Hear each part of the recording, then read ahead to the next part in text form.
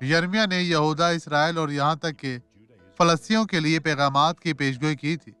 اس پیغام کو دیکھیں جو خدا نے یرمیہ کو دیا تھا، باب 47 اور اس کی آیت نمبر 2۔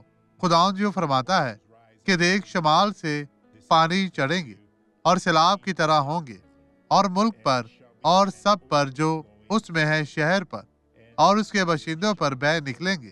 اس وقت لوگ چلائیں گے اور ملک کے سب باشندے نالا کریں گے، لیکن پہلے ہی بہت دیر ہو چکی ہوگی۔ بادشاہ نبوکد نظر خدا کے الہی انصاف میں ایک اہم کردار ادا کرنے کے لیے آئے گا۔